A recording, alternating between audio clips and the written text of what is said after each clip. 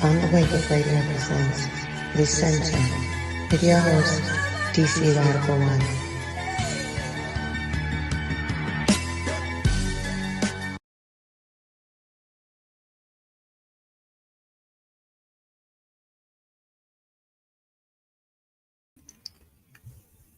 Greetings, friends, family, allies, and enemies. This is your host, DC Radical One, and you have entered the center. Shout out to our wonderful producer, Cindy Ashby. You can check us out on SoundCloud, YouTube, iTunes Podcasts, Google Play, Stitcher, Spotify, and iHeartRadio at On the Wake Up Radio. You also can go back and watch past shows on YouTube, of course. And if you're new to the channel, because we have had a lot of new subscribers lately, I do recommend you do that. You will find some very interesting topics being explored. Allow me to get myself together as far as the music for today. And tonight's discussion will be, I'm going to talk about the Black identity crisis. And I see it every day. Y'all let me know if you can hear the music, because I don't hear it on my end. It happens sometimes. I don't know why, but it does happen. So I'm going to try new songs until they load up properly. I don't know if it's because we're using the free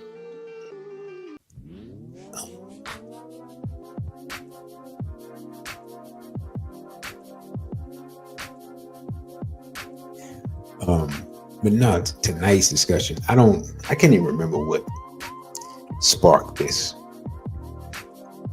And it's been a topic of discussion I've been having with different brothers and stuff for a while.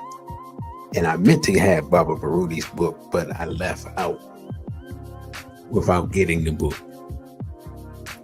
And I didn't have time to go back and get it. So be before the Straight Black Pride to the ISP. Y'all, if you're watching this now or you watch this later, go by the Integrated School Psychologist YouTube page and subscribe to her, please. She's doing good work, and she supported myself at SBPM for I guess a couple of years now. Maybe before they Straight Black Pride, brother Kevin. Yeah, and if y'all letting the if you're out here listening, just tap in, put your name in the chat just to check in. But yeah, no. Every day that I walk outside, every single day, I see the mental side of Baba Rudy. It's coined the phrase amongst our people. And I see how integration is slowly destroying our identity. And I saw a clip, and I wish I had saved it on Instagram.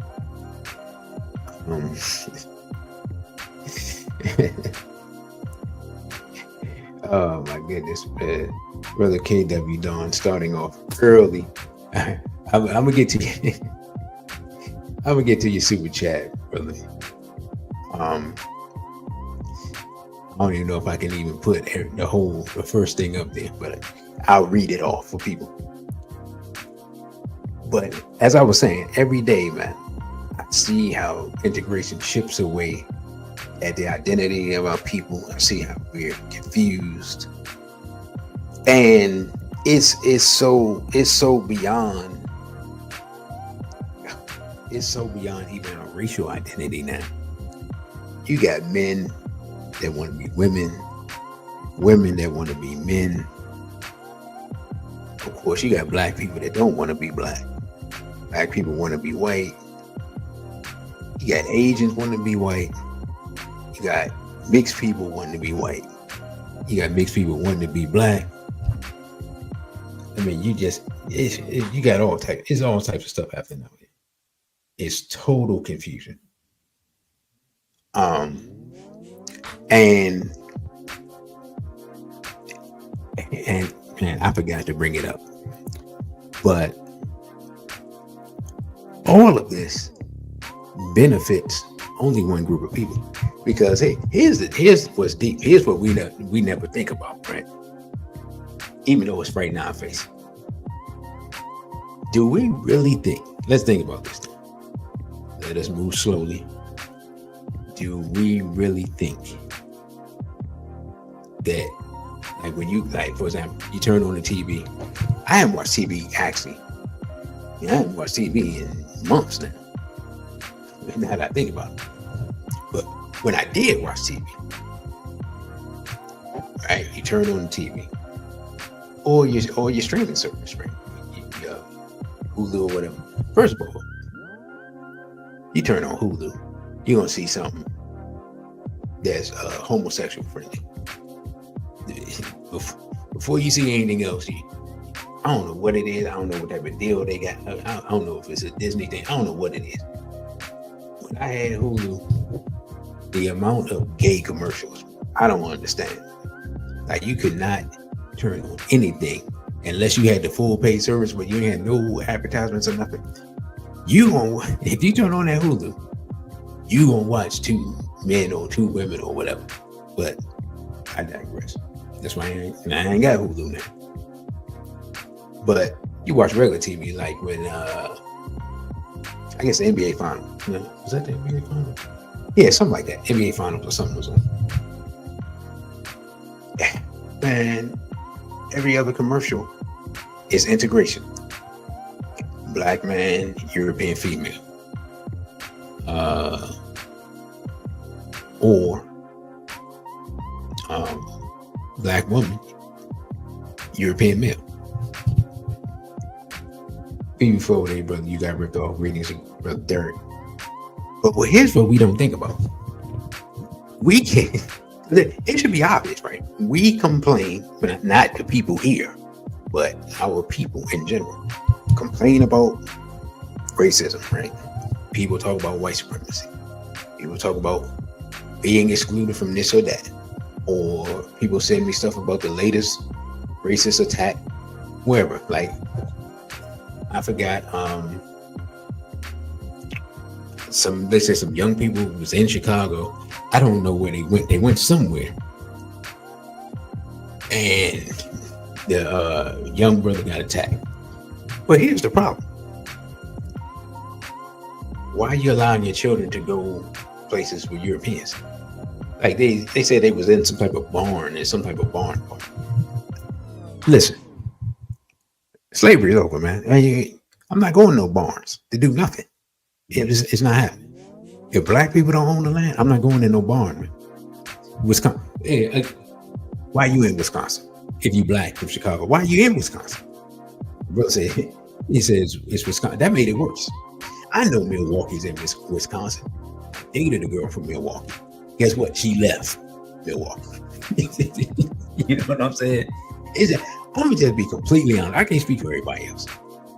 This is just me. This is my bias because I grew up in a black city.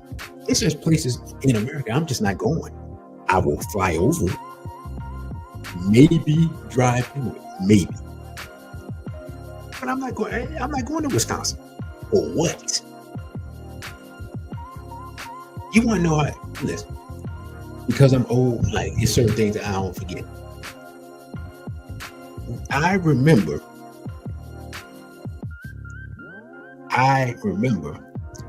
when Reggie White, the NFL defensive end, I think he was playing with Philadelphia. He decided to go to Green Bay. Green Bay, Wisconsin was so white, he had to import barbers from somewhere else. See, so when you say Wisconsin, that's what I think of. The man couldn't find a barber to cut his hair. He had to import barbers. And they had black players on the team. I don't know where they were going. I guess they were driving to Milwaukee.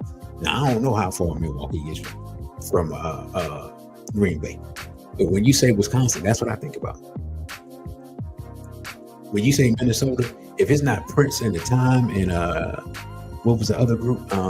Mint Condition. That's it. I don't think that's the only black people I think is there. You say Seattle, I know they had a Black Panther chapter. Okay.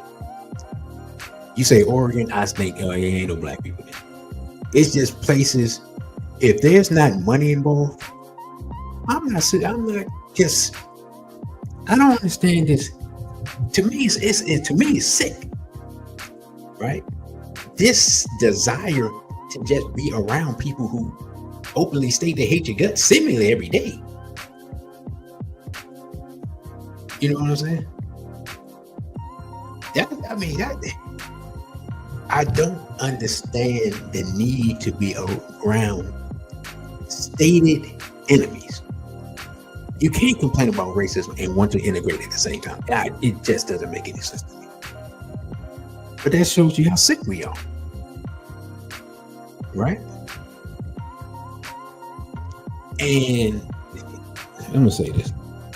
One thing I know about Negroes who deal with European females,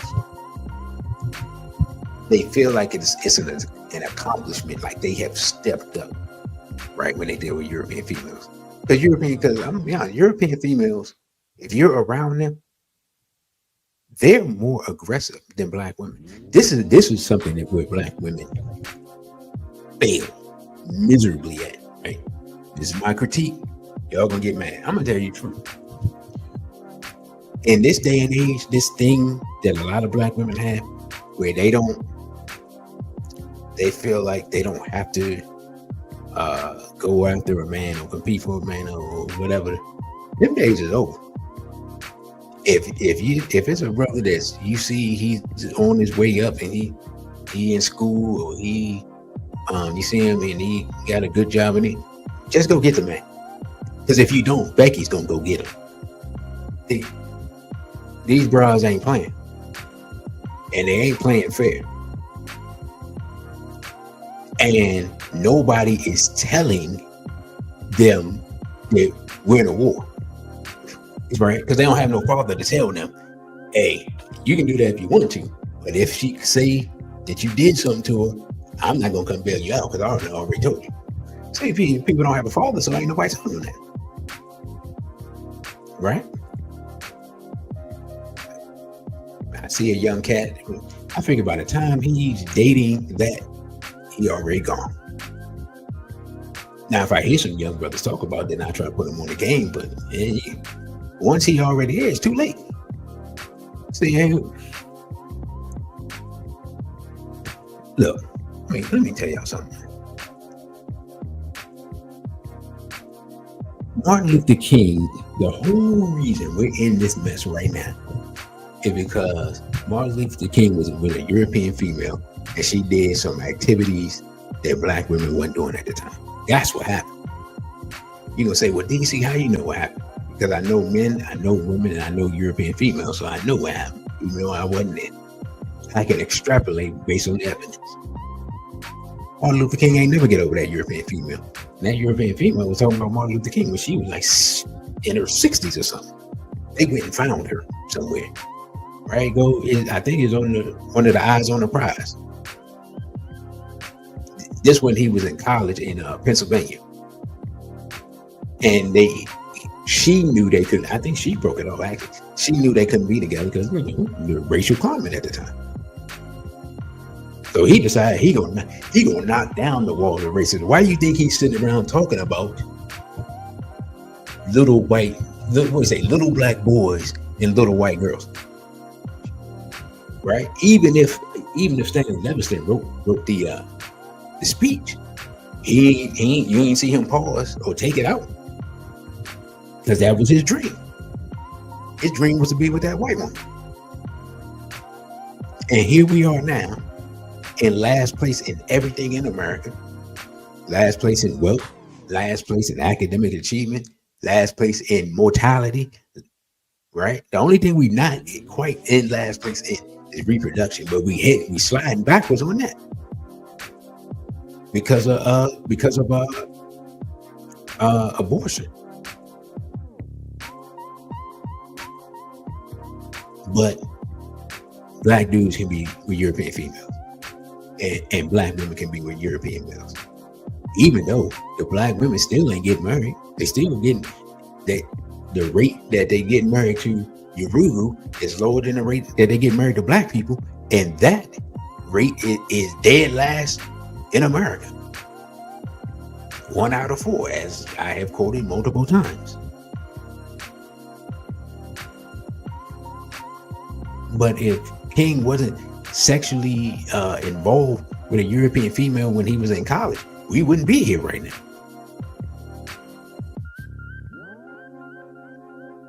Right? Malcolm X sat up there and told us what it was, and we refused to listen. And I realize now,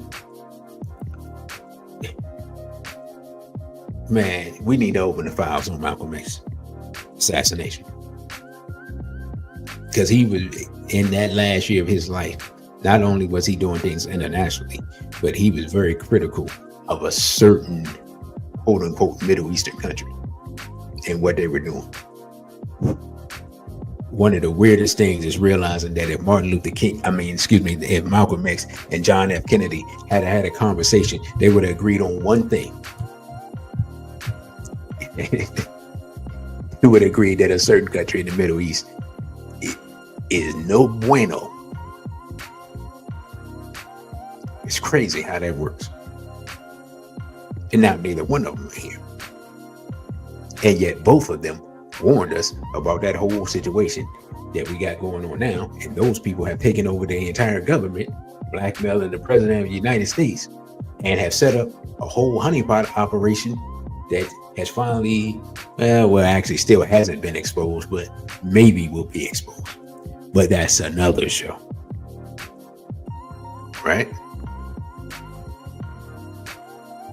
Yeah, sister, but I already stated our birth rate is down to 1.6. We're below replacement level. We're dying out. So even though they're having children, it's because 40% of black women don't have children, and that group of that 40% is aging out. So they're on the way to not having children. So we either got women that's having children out of wedlock or women that's not having children. That's where we at with that. Yeah, I'll be honest. You say, well, DC, how can you blame integration for that? Well, because before integration, our families were together. So, you know what I'm saying? Yeah, I'm gonna blame everything negative on integration. The only thing negative I can't blame on integration is the crack era. I can't blame that on integration. It just, that was just a full-on attack as a chemical warfare. At the same time, the HIV thing was happening with biological warfare. Chemical biological warfare attack on black people in my youth. Right? By the way, I don't even know if I've introduced myself. Anyway, welcome to the Center. I'm your host, DC Radical 1. You can follow me on Instagram at DC.Radical1, on Twitter at DC_Radical_ONE, at DC Radical 1. That is a black-owned platform, by the way. And please, because I think we're starting a new month, if you would like to donate or you like to make a super chat, I appreciate it if this week at least you send that via Cash App as opposed to through the super chat. Straight Black Pride to Neil Davis. So, but speaking of super chats, I ain't forgot about you, bro. Almost. But KW Don says FBA. He said FBA equals fecal brain assimilationists, and ADOS equals assimilated dummies of stupidity. Both movements are cowardly movements masquerading as revolutionaries. Well, with that, I guess we might be demonetized. So that $5 will have to cover our monetization payment for the day. I wouldn't use that type of language, but we are going to discuss that, isn't it? Because,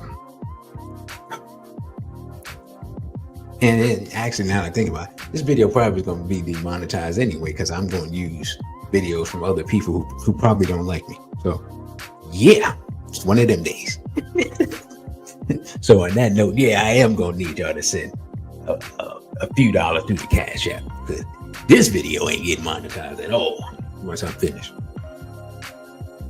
Here is, and I'm gonna get to this Pew research and then into this ADO stuff. Here's the reality of the situation. And I say this, y'all know I say that. Seemingly I say this all the time. We are being warred upon, right? Anybody who doesn't agree with that is either ignorant or stupid. Phoebe Foley, the Raw Iso Vital. I haven't seen you in a while. Good to see you. Right? That's the reality. No, since I don't have PayPal anymore, so I only do Cash App. That's the reality of the situation. We're being warred upon. And I say it that way because we are not fighting back. We're being warred upon. As I said before, chemical warfare, environmental warfare. Many of the places where we live, they spraying weird stuff, or we got like more emissions over where we live than anywhere else.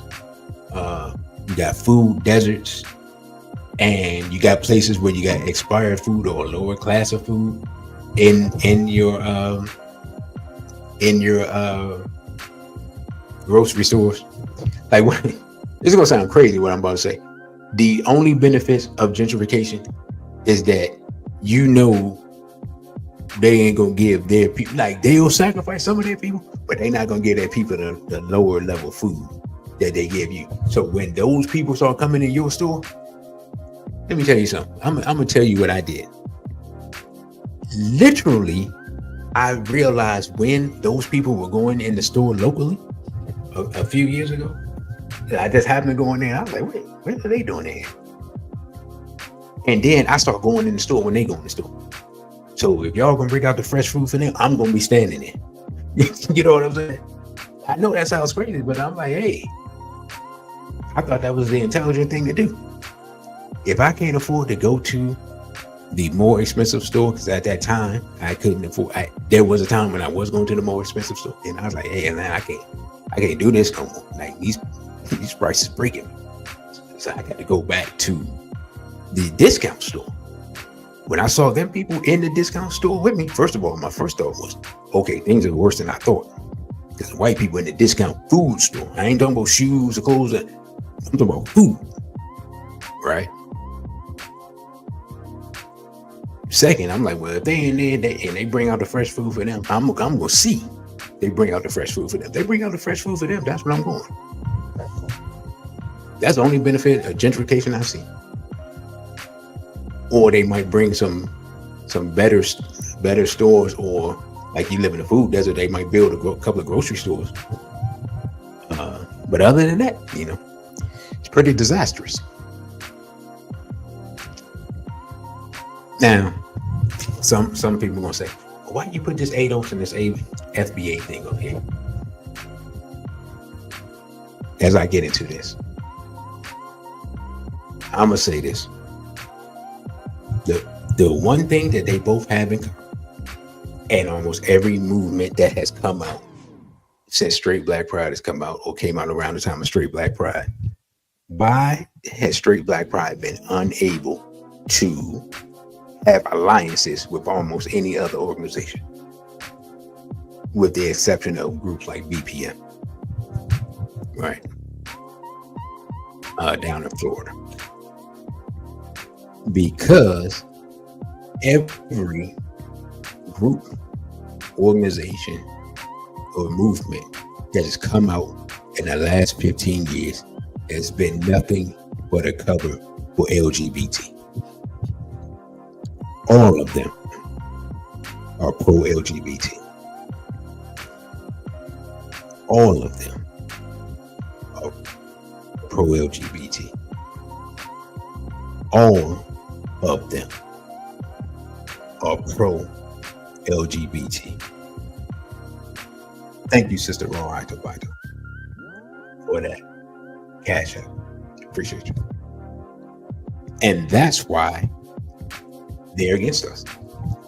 They're all LGBT. They're all Black Lives Matter. Right? And you can like, hold up, DC. How in the world are you gonna say that they all LGBT? All right, well, let's take a look at it. What is her name? Yvette Carnell. Y'all seen Yvette Carnell, right? Yvette Carnell is a lesbian. Now, do I have to say anything else? Before we to Sister Najee. Sister Najee is going on. Well, I'm gonna state this, and then she's gonna correct me if I'm wrong. Sister Najee is gonna be on with me tomorrow for SBO talk, and she's gonna be pretty much like heading up the program. Is that right, Sister Najee? So yeah, all these other movements they're just LGBT. Just like Black Lives Matter was nothing but LGBT. And I have talked about that. I watched Tariq Nasheed, and she got jokes talking about I am. Well, it's up to you. I mean, you're not gonna show up, but I guess I do the show for myself. Since you got jokes. I just watched a clip with Tariq Nasheed. And he was asked, he was on Vlad TV.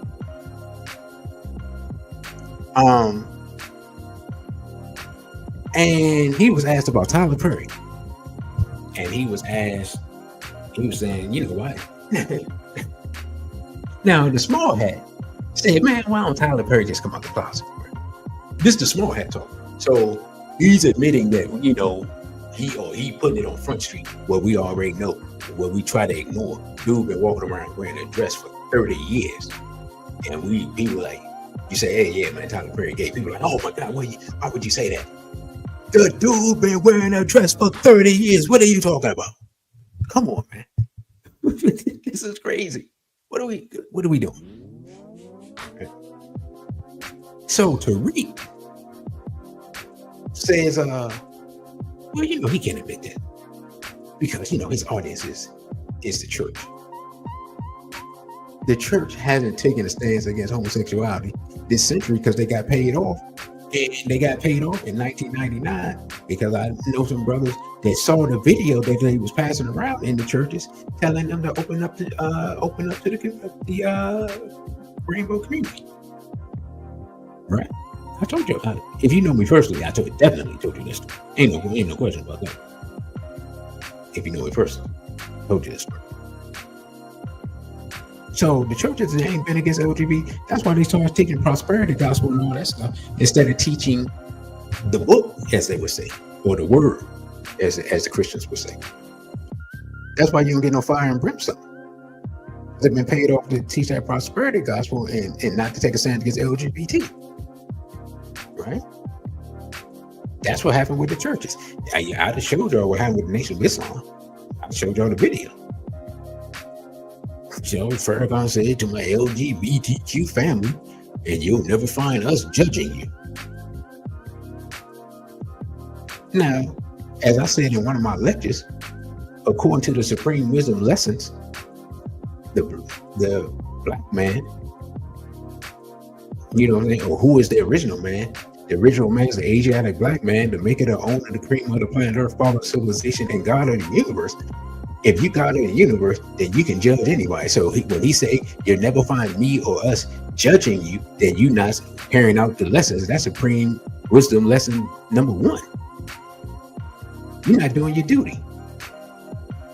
Secondly, the duty of a civilized man is to what? Teach. If you're not teaching against an agenda that is destroying our people, you're not doing your duty.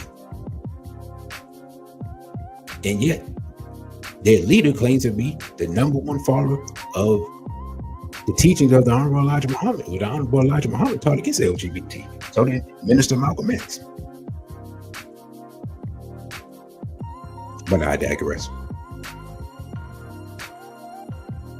So we have people who are openly supporting LGBT against the teachings that they claim they represent, and then you have people who are quietly supporting LGBT, right? Now, Tariq Nasheed, after he said what he said about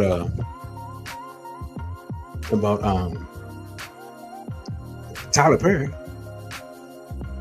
then he said, oh man, what people do in the bedroom when they personal life, that's their personal life. False. What they do in the bedroom, as I just told you with Martin Luther King, affects their politics. Marcus Garvey said everything is political, though subtle. Everything is political, though subtle. Everything is political. So you can't tell me that if a man is used to bending over in the bedroom, that he's not going to be bending over. You know what I'm saying? Politically or economically. Think about it. Let's be real here, right? Let's talk real talk.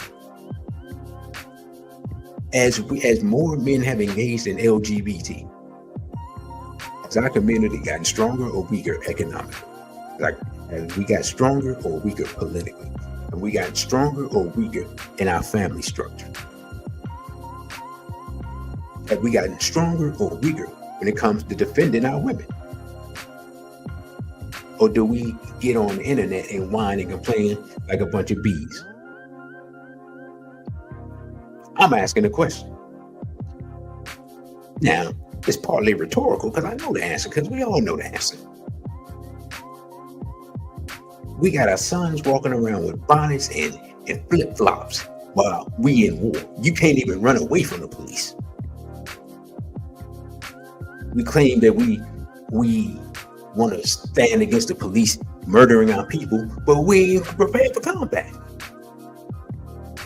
You can't even forget defending yourself. You can't even run away properly because the dudes, they don't even make pants for us that fit properly. If I see one more dude's underwear,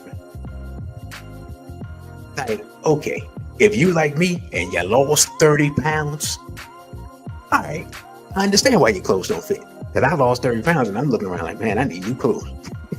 You know what I'm saying? They real talk. I'm just like, this is crazy. But some of y'all fat and sloppy and your pants still don't fit. Explain that part. So young dudes walking around without a belt. I see why people got to buy designer underwear, because you showing your underwear to the whole world. But Dr. Wilson told us you show your underwear to the whole world while you're in prison. You advertising for unusual activities, right? But that's the state of the black man. Before the straight black pride brother decimate. That's the state of it's not this. Here's what's crazy. What I'm talking about, as far as us being effeminized in this manner, to the point that we showing our backside like some baboons, is 50-year-olds, 60-year-olds doing, 40-year-olds, dudes wearing bonnets, dudes wearing makeup, right? So how are you gonna have a political movement or any type of movement that doesn't address this when it's making us weaker and weaker every day? And I'm gonna be honest. I'm gonna be honest. We gonna have real talk tonight. I ain't gonna be on long. We gonna have real talk tonight.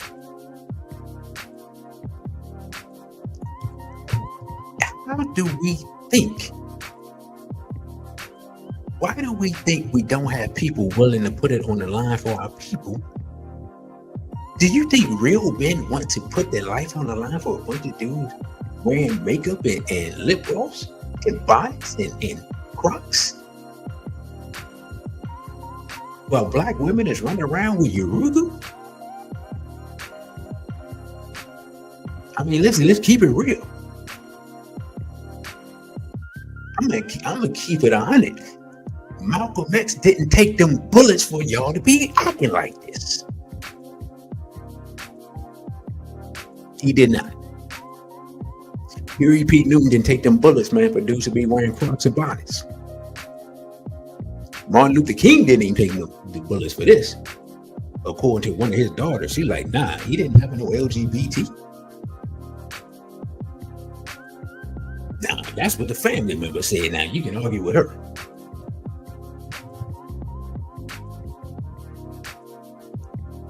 Nat Turner didn't chop up them folks and risk his life for us to be showing our whole backside. He actually chopped up them folks to stop the violation of brothers and sisters.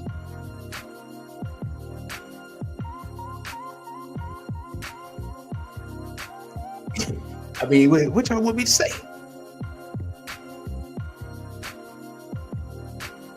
So if you're not standing against that, how you for anything that's strong?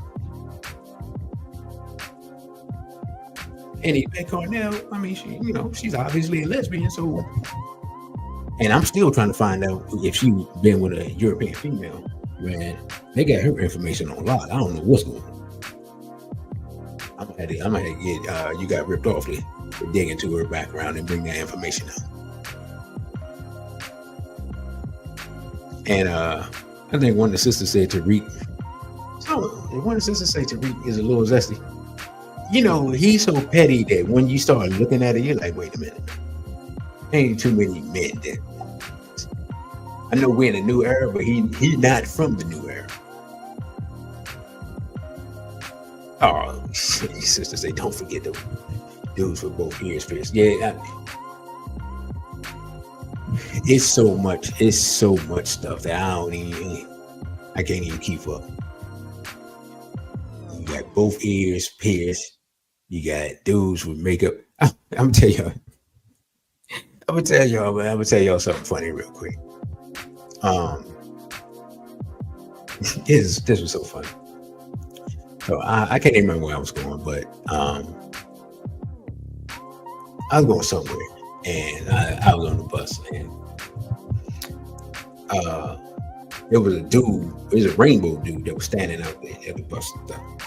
So I was getting up. So I don't know what I was rocking. I don't know if I was rocking some RBG or whatever. I was getting up to get off the bus. And the bus driver saw the dude and he just eased the bus past him, right? Like about 15 feet. And he let me off. I was like, appreciate it. And he was like, no problem.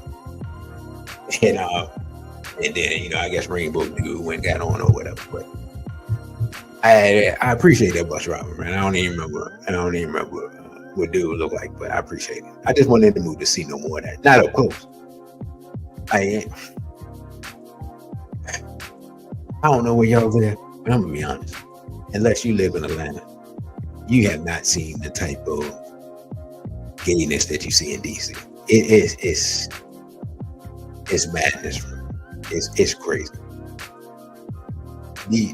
What's crazy is these new dudes who look like thorough dudes or look like they might be thugs, and then as soon as they start talking, you like, oh. You know what I'm saying? You just like, oh nah.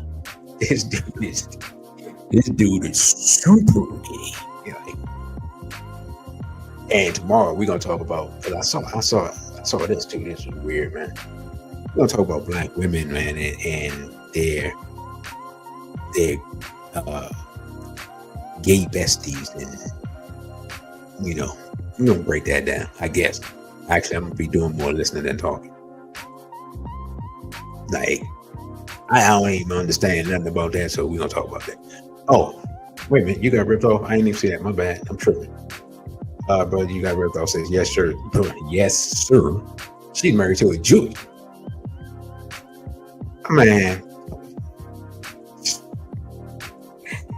Man, every time, bro. Every single time. Married to a Jewish person who was also involved in her funding. Wally Africa debunked that 3 years ago. And brother, you got ripped off. He already know he ain't got to buy no super chats. He got super chats for life. So, well, there it is. We ain't even got We ain't even got to talk about it. Hey, what else do we have to say? Hey, we done with that part. You ain't got to say nothing else. And y'all been telling me for a while that Tariq's mother-in-law is a hat, right? Has that been confirmed? I just know she looked like the abominable snow woman. You know what I'm saying? Or it looked like it came from the caves or whatever. That's crazy. Let me tell you something. And this is not no knock. I ain't trying to knock or disrespect any mixed people or whatever. But man, it's just a real reason why I just could not go down that road. The idea of sending my children, who would be, if I had done that, would be 3/4 black. The idea of sending my children to their grandparents, and their grandparents are Yoruba, that's just insane to me. Once I thought about that, I'm like, no sir, no sir, no sir. Absolutely not. Absolutely not. Say, brother Jiraki got a receipt. Okay. Yeah. Bruh, take your children to your enemy and leave them there? Oh no. That's crazy. And then you want to be the one to define our identity? But you taking your children to our enemy? No, sir. No, sir. No, sir. Absolutely not.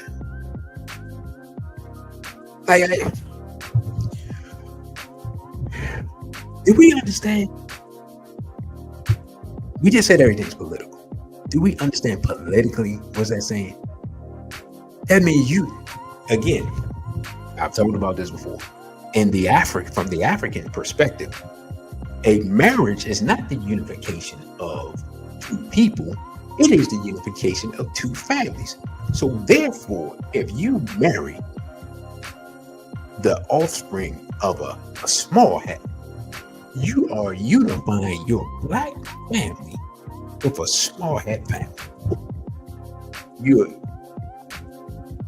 integrating into the house of our most deadly enemy, who is at this moment and has been for, in fact, you are integrating your family with the architects of the slave trade.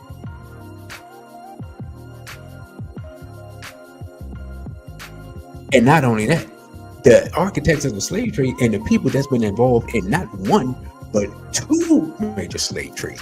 They were the ones that monetized and commercialized the Arab slave trade. The Arabs were just being barbarians with it before them. They the ones showing them how to make money. And when they showed them how to make money, the Arabs like, who knew? Right? And to be honest, when I think about it, I can't say it for sure, but they're definitely part of the reason of why the slave trade began to be focused on African people more, is because they were spreading the myth of the curse of Ham at the same time. Right? This is documented fact. So when you see black people who've been shipped all the way to China and black people in India, right? Because there's two groups of black people in India. There's the black people in India that were there from the great Kushite Empire, right? Thousands of years ago. And then there's the second group of black people who were imported during the Arab slave trade. I believe they called them the CDP, SIDDI. So to say that you are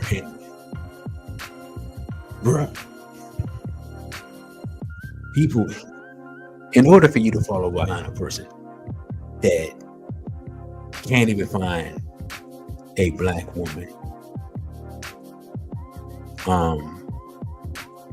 but can't find the daughter of a Jewish woman to be their wife, even though they have money and success, and they wrote a book on Mackin and they had shows where they was teaching dudes how to mat,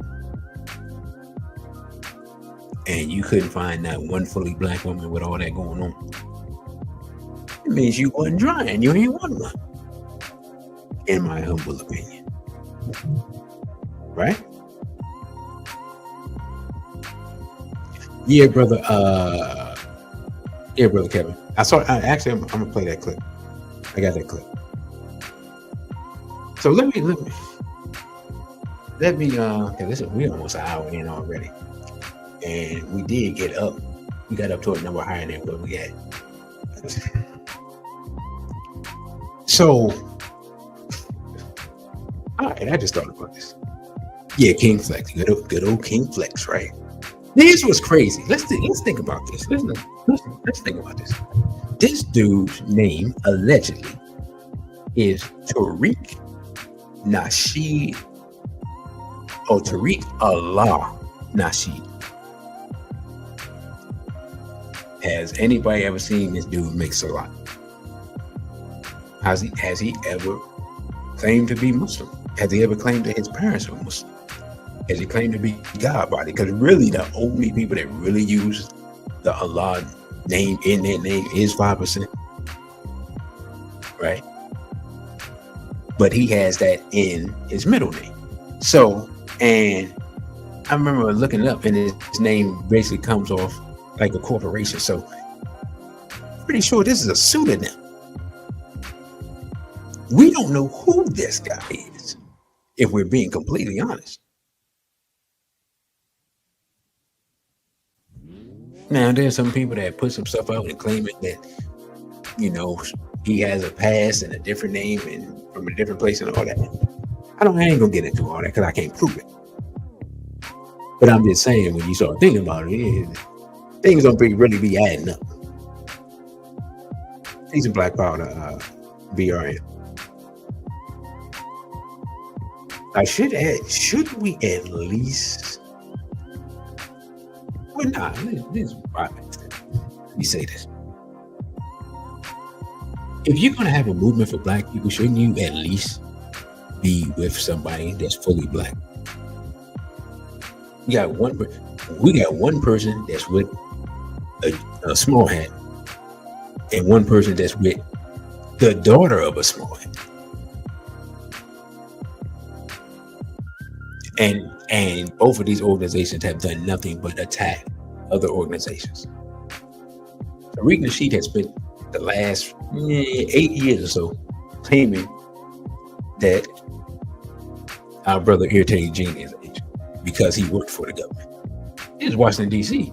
At the time, half of the people in Washington, D.C. worked for either the local or the federal government, the post office, or a hospital or education institution. Or you did security at a building where the government might have had office in that building. Like literally I've named like 75% of the industries other than like fast food or whatever in Washington, D.C.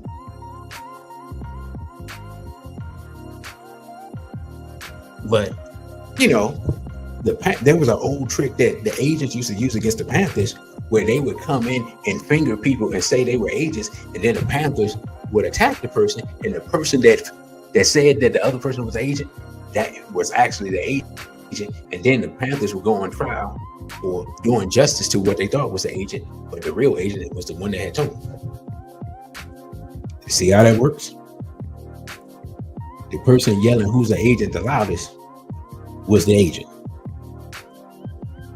That was part of COINTELPRO. Oh, you think COINTELPRO don't exist anymore? Sure it does, just has a different name.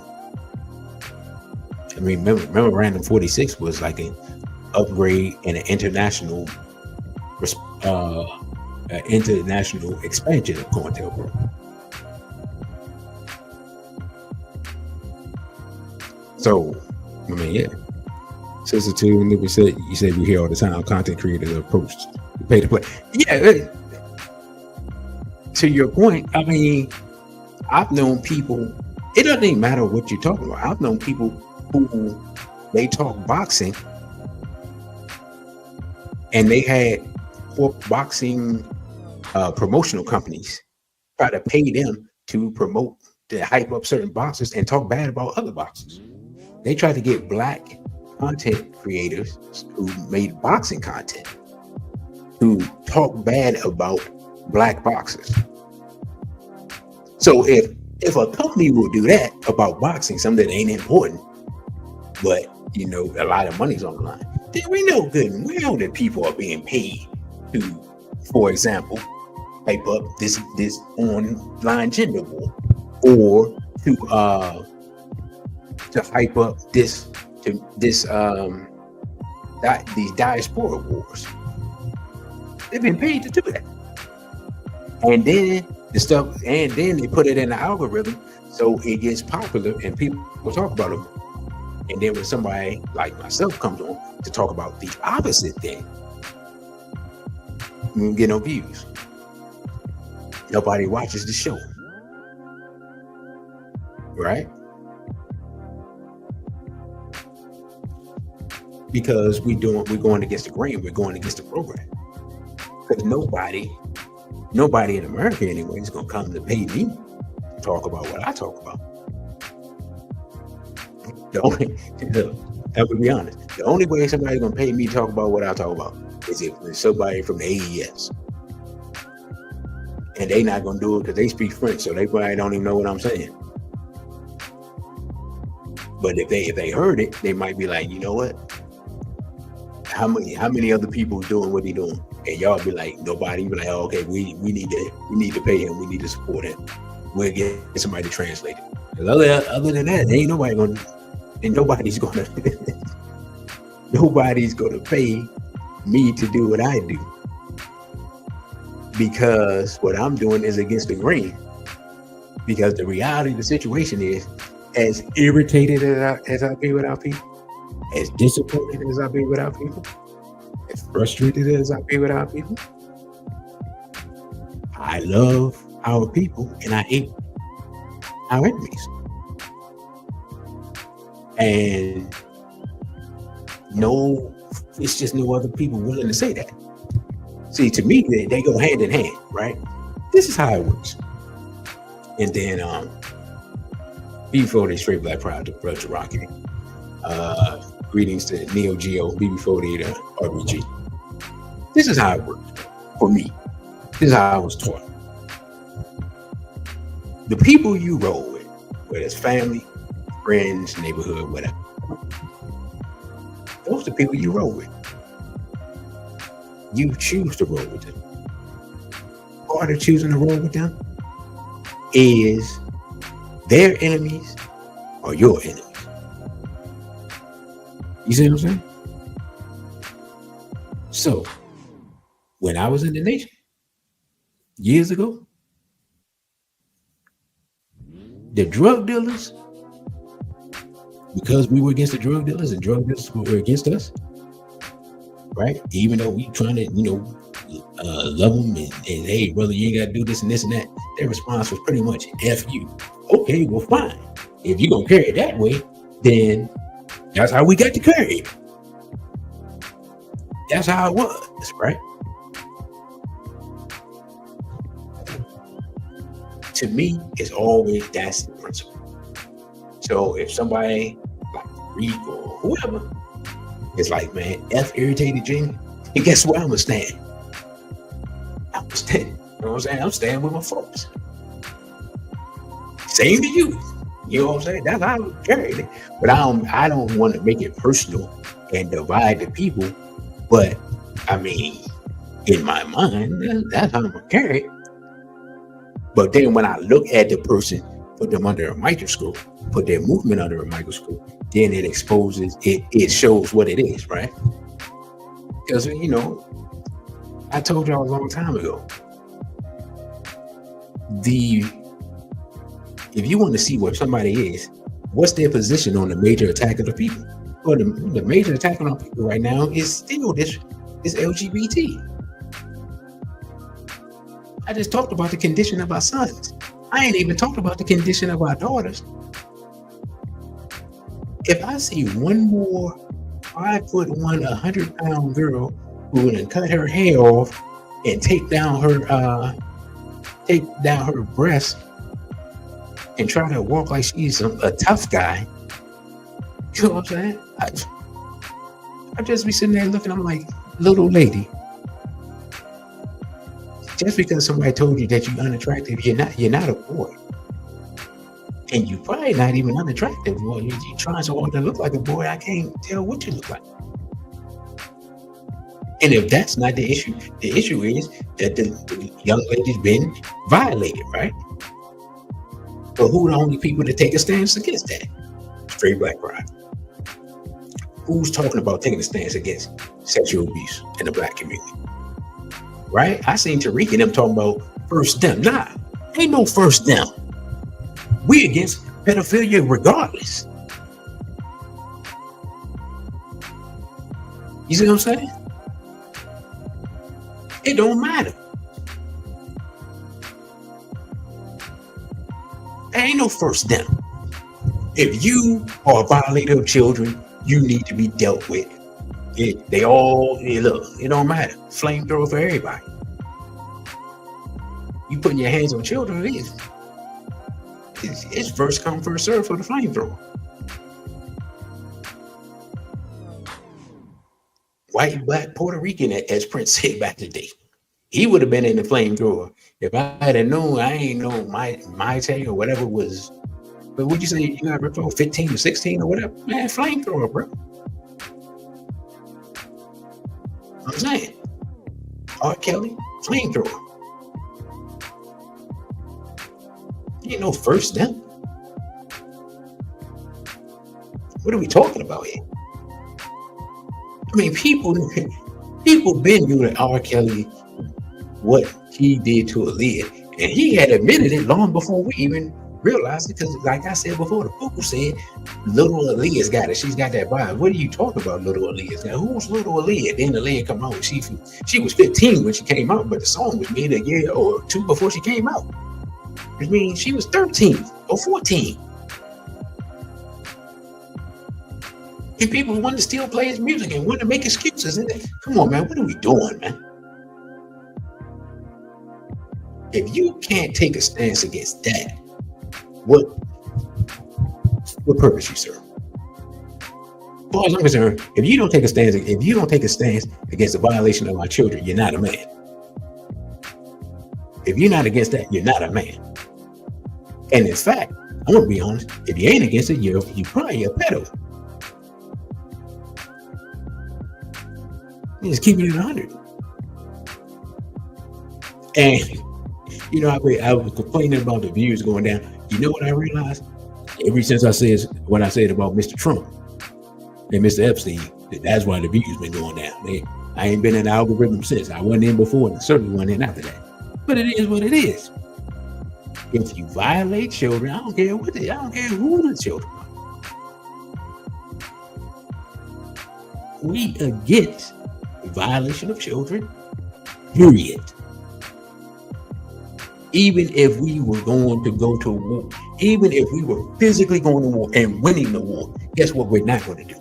We're not going to have our soldiers running around violating children. That's not going to happen. It would be part of our new handbook of revolutionary warfare, like the one that Kwame Nkrumah. It'd be part of our new handbook of revolutionary warfare.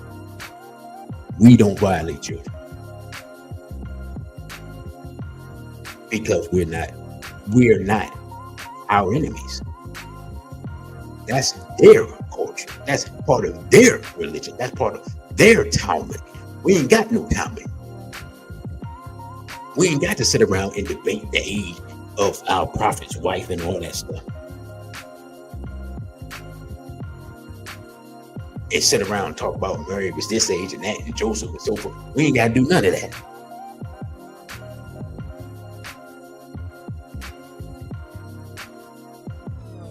Because none of that is part of our culture. None of that is who we are. But if you claim to be an American and you claim some type of European derived identity, you become more like them. And then when somebody says we don't do that, you start looking around and saying, who is we? And you'll find yourself doing the same thing that your enemy is doing.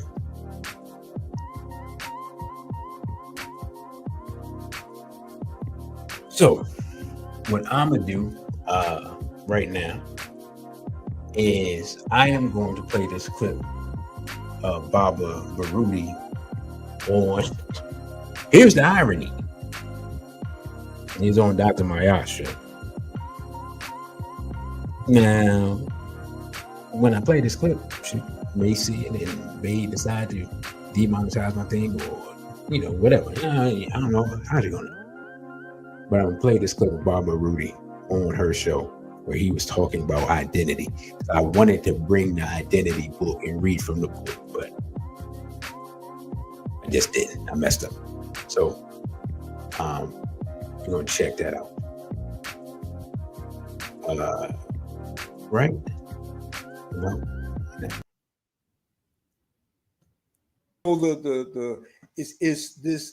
This identity loss is wrapped up in everything that we do. It's not just in terms of the level of respect we have for elders, or our approval or disapproval of school, or whether we value or don't value being married or having children. That's not. It's everything. It's the way we walk. It's the way we talk. Okay. You can tell a man from a woman in our tradition. You can tell when they're down the street because you can tell the way they walk, and there was, of course, variation in their walk, but you could tell. Yeah, that's a brother. You could tell. And even though I know there were some changes as a result of our enslavement, but still, even before that, you could tell there was a difference. Okay. And you had women warriors, and these women warriors were not trying to be men; they were being women warriors. Come on, Baba. They weren't playing with you. They take your head off just like a man would. Come on, Baba. Clearly, they were women, and they took great pride in that. And our tradition showed the equality that existed between men and women. It shows that. The record shows that. And now it's like watching Europeans, how colonization works, how destruction works. Where they'll come in. And I was just look, Baba. I was look, Baba. That you getting right ahead of me, because what I was getting ready to ask you is walk us through. So you gave us a lot of examples of this identity crisis. So I was just getting ready to ask. That's why I had to interject, Bob, because you would get ready to go there. And I want to set up what they say, the alley-oop. So Baba, with so my next question, and you were leading into that. Walk us through how we acquired this identity crisis. Walk us in, and you started going, the European will come in. So walk us through how we acquired this identity crisis, Baba. Okay. And this is an example which, if we think about it, it implies that it can be seen at a grander level, a much larger level. But if you just look at a particular, let's say African group, I'll say subculture, because we are one culture, and you hear me say that people don't understand, but we're one culture, and trying to make different African people into different cultures creates divisions that are enormous, which I talk about in the book. But what they will do is they'll come in and they'll destroy, and of course, turn you against what is yours, tell you that it's ugly and that it's, pagan or what have you, turn you away from who you are. Then the chaos will continue because they'll set that up. So you're fighting amongst yourselves, and you get to a point where you're fighting so much amongst yourself, you call them in to save you. Then they reinvent and they bring back what you originally were. So now they're bringing back African spirituality. Now they're bringing African spirituality to us. And you're going to see more and more of that. Now they are the leaders in education, where this is us. Now the architecture, this is us. We are the foundation of that. Okay. George G. M. James' Stolen Legacy, we're the foundation of their philosophy. We're the foundation of their understanding of the universe. But now that they have us so that we believe, which is part of that equation, where when you destroy us as a people, and we're the only people that they've done this to. Okay, they have destroyed other people, but they understand that we're at the polar end of the, I don't even want to say human equation, because I don't consider them human. at the polar end of the human equation, because there's a definition that our ancestors have of being human, and they don't fit it. I'm not even getting to the Cro-Magnon and all the rest of that, which I also can appreciate, but still, the definition, fundamental definition of being human, does not apply to them. But what they have done is they have taken away. When you remove somebody, it's like taking a child away when they're born, and that child is taught that everything that looks like them they hate. And in fact, it's like the stories of the hawk that was raised with chickens and didn't know that he could fly, didn't know that he was a hawk. He thought he was a chicken. So we're being raised now systematically through the media. But when we came here, and even on the continent, when we came here, we were separated from who we are. We were not allowed to drum. We were not allowed to tap. We were not allowed to talk to each other in proverbs. Everything that was African was looked down on, and it reached a point after really the second generation here, third generation here, where you did not want to sit with anything African. That was the ugliest thing that you could possibly associate with. And of course, that's still going on. But that was the last thing that you want to. That's the last place that you want to be connected to. And of course, that was, the examples of that. In the classroom I grew up in, you had the Mercator map, which made Africa really small relative to the rest of the world. And size in the West is equated with power. So the larger your size, the more powerful you are. So we saw Africa as this powerless place, not to speak about Tarzan and all the rest of that nonsense that went on. Johnny Weissmuller when I was coming up. But you are taken away from who you are. And not only are you taken away from who you are, you learn to hate who you are. That infamous term self-hatred. You really learn to hate who you are. You make fun of in the schools today still. Children with darker complexions, they get made fun of. Children who have any African features in 2022, they get made fun of. The teacher's pet still looks like the teacher's pet when I was in the 5th grade. Okay, there's still major divides amongst us, which were not initiated by us. We did not start this. But you have a people hating everything that reflects them. And the closer they get to you in complexion or features or what have you, credentials, what have you, then the better they are. Okay. So, people are all excited about me going to the University of Chicago. Now, understand, I could have slept through there. I knew students who did sleep through there. But they assume that because you're that close to whiteness, that you're better than the rest of the folks who look like you.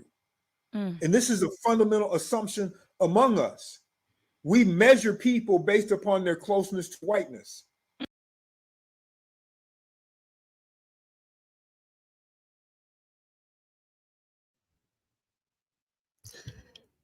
That was our esteemed elder, Mama Rudy. And I found that last part profound because he said we measure people by their closeness to whiteness. Now, y'all can hear me, right? Yeah. Let me know if y'all can hear me, so I don't waste this point. Make sure I ain't talking to myself. I ain't got my. But that last point he made in that clip, where he said we measure people by their closeness to whiteness. Let's look at the people that we're talking about and the movements that we're talking about.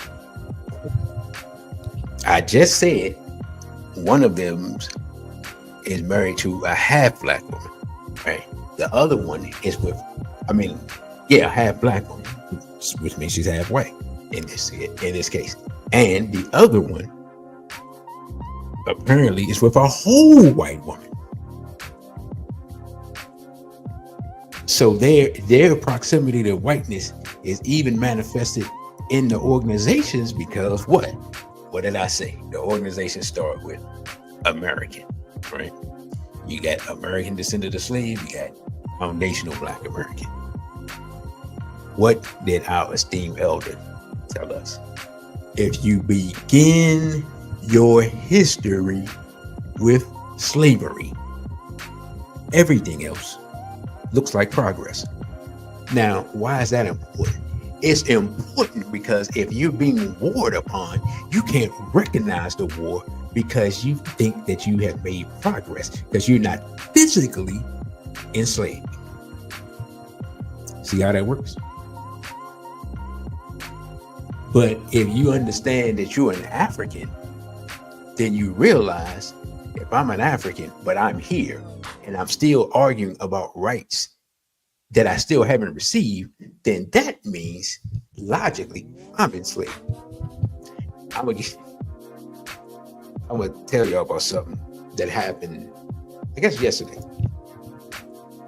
I went somewhere, brother, you got ripped off, would know because he's been here. I went somewhere where I normally go to, like the study or the edit or whatever, right? It's a spot in DC, like a little spot in one of these very many institutions that's around here. So there's a couple of different places I go when I just need to step out or I need better internet, right? And there was a European female that was sitting at this table, and then, you know, the table got all the stuff, all the plugs and all the stuff you need. So I said, I overheard her talking. I found out she has a Mary Washington job. So I was like, I just asked her what she did, you know. And you know, we had a brief conversation or whatever. And we were talking politics because, I mean, it's DC. Once you find out somebody's job, you end up talking politics if they have that type of job, right? And I told her, I said, you know, it's interesting because I get to look from the outside in. She's like, well, what do you mean? I said, well, I was born here, but I'm not American. And she looked at me. I said, well, I am a descendant of prisoners of war. And then I said, you're intelligent enough to understand what I'm saying. And she stopped and she looked at me. She was like, yeah, I understand. And at that moment, I realized no one had ever put it to her like that. Right? The Europeans, they're not used to us being able to identify what happened. Because think about it, right? Let's think about it. And brother, you got ripped off. Help me with the year. When the Pope wrote the papal bull allowing the assault on Saracens, pagans and Saracens. That was the declaration of war against black people on planet Earth. Now, I'm sure that he didn't mail it to the king of Mali at the time and the king of Shanghai, and, you know what I'm saying? And the sultan of this or that. Or maybe he did. I don't know. But when the Pope wrote that papal bull, that was a declaration of war against black people. To my knowledge, no Pope has come forth and rescinded that. And in fact, even though that was for Catholic nations, Spain and Portugal, particularly in this case, other European nations followed suit.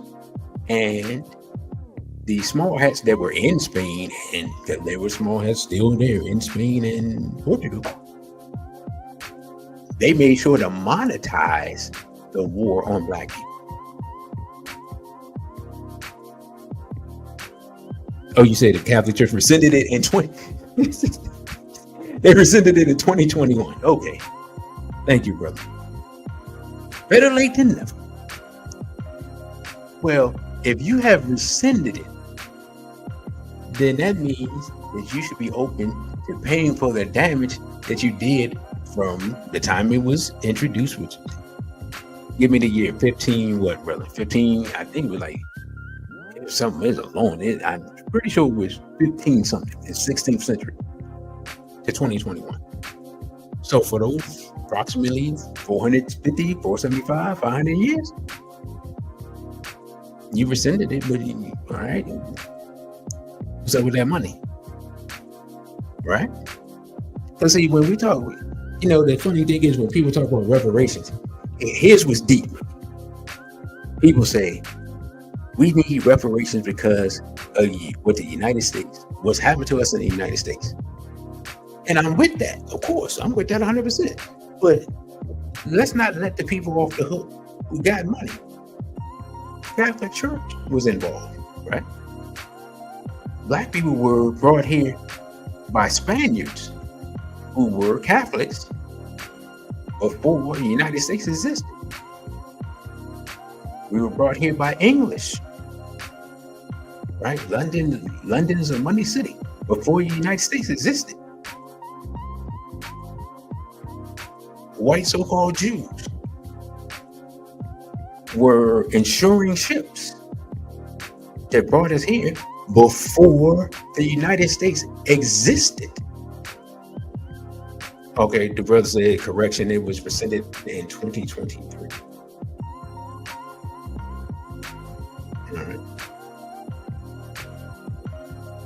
All right.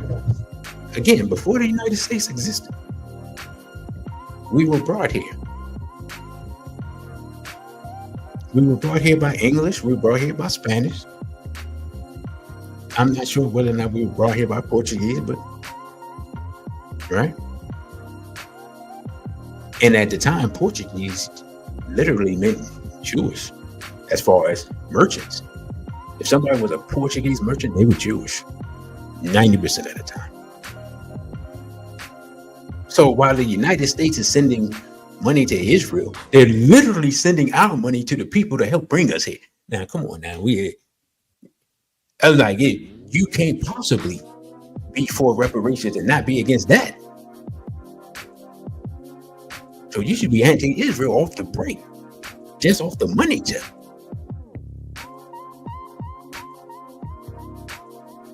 But you can't be anti-Israel because you're married to Israel.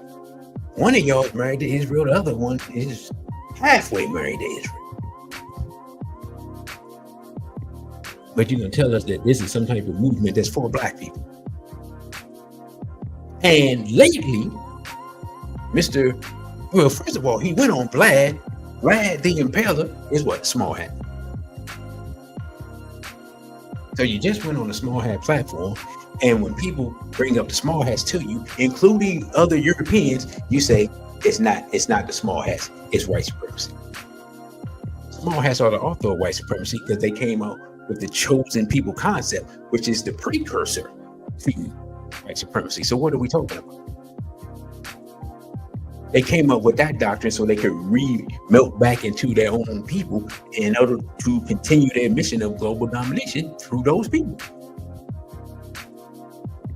But if you haven't read Brother Jenny's books, you don't know what's going on. I don't care who you are. I don't care how many degrees you got. I don't care if you're an academic. I don't care if you're a dude off the street. If you haven't read those books, you do not know what's going on. Plain and simple. Argue amongst yourselves.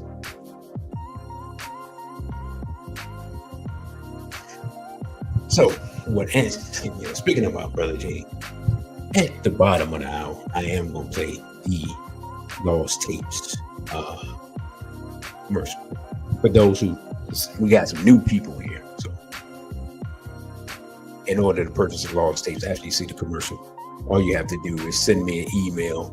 The email will be coming across the bottom shortly. dc.radical_1@protonmail.com. Tell me which of the lectures you would like, and then just send me $25 for, if you just want one, the whole set, it's $100. And BRN says, yeah, I made a video calling out FBA who on that. So much hate from his cult and followers. And brother, you got ripped off, says Johann Blumenbach created the categories of race he was, small hat. Well, I'll say this. This is something our ancestors did that we never talk about. Our ancestors drew on the wall who was who and who our enemies were. Like they literally drew on the walls of Kemet. Now they've been changing it. Like black, that's like jet black people, right? Then there's like another group of jet black people, Nubians. Like it's us, our cousins. Then there's like some lighter black people. Then it's like some people that kind of look very small hattish. And there was like some really savage looking Europeans. And I can't remember who it was. I can't remember if it was the guy that wrote the Iceman and the Heritage. It was somebody. They saw the walls and they were like, man, hate to say it, but we in last place in that picture and we look real savage. I can't remember the way they said, but the way they said it was hilarious because it was almost like they recognized, like, oh man, we used to be what we claim these people are, and they left it up here for everybody to see, right? That's why they keep doing quote unquote restoration on the walls of Kemet, because our ancestors wrote on the walls and told us what was up, but we don't get to see it. And literally the only person who will go there and tell you what's really going on is Baba Ashford Crazy and his wife. Other people go there and they don't tell you what's going on. Our ancestors knew who their enemies were because they were fighting them at the time. The different dynastic periods, the reason you have different dynastic periods in ancient Kemet is because you would have one black family, then you have another black family, then an invader would come in, and then you would have the country would break up and this or that, and then another strong family would have to come in, they would have to go to war, they had to put the country back together, and then establish their dynasty. Brother said you got Hittites and then you got Hattites, right? You got Hyksos, right? But see, unless you read Destruction of Black Civilization, you don't see those wars. I believe it's in Destruction of Black Civilization where he talks about King Rama bringing the two kingdoms back together to form Kemet. Back together before Kemet existed over 6,000 years ago. According to Dr. Ben, actually over 8,000 years ago. Dr. Ben says that they compress the timeline of ancient Egypt to fit in line with the Bible, where the Bible's basically they calculated in 404 BC. That's where Adam started. But Dr. Ben says ancient Kemet is actually older than the start of the Bible by 2,000 years. He said they compressed the history. That's Dr. Yusuf Ben Yakinen, for those who don't know. Dr. John Henry Clark says our documented written history starting from Nile Valley civilization goes back 10,000 years. So if I know that I have history documented that goes back 10,000 years, why would I limit my history to, in essence, 1776? Because that's when America starts. If you consider yourself a foundational Black American, you're starting your history at the start of the birth of your enemy's nation. That's insane. Why would I cut off 10,000 years of history to claim 200 years of history? If you start the history with slavery, all else looks like progress. And that's what we've done, because what? We want to have proximity to whiteness because it feels like it makes us better. But in reality, proximity to whiteness, what has it done? It made us more homosexual. It's made us more self-hating. It's made us fight and kill one another. It's made us more insane. We use more drugs, right? We commit more suicide, right? We unalive our own children in the womb and outside the womb. All of this is gone up more since integration, since we got more and more proximity to white. And let's be honest, being honest, we can't even blame white people for it, because white people tell us literally every day, we don't like you. You know what I'm saying? And my thinking, what's crazy is we don't even try to get resources from them to bring back to ourselves. People go get resources from them just to live it up. We don't even. Jay-Z over there with them small hats living it up. He ain't bringing back no money to the hood. But he could sell death to our people in the hood and make songs about it and make money from it. But he can't bring no jobs back to the hood with his small hat money, while he parading around with a pseudo cannibal in Marina Abramovic. But don't nobody want to talk about that part. Yeah, Jay-Z, Sean Carter. So with that, brothers and sisters, we'll take this break. We'll play these lost tapes, and I'll be back for do the last 30, 45 minutes of the show after that.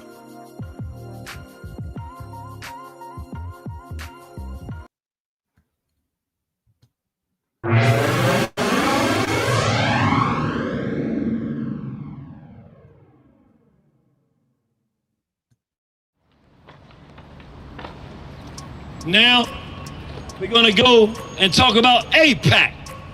What is AIPAC? The American Israel Public Affairs Committee, AIPAC. What does AIPAC do?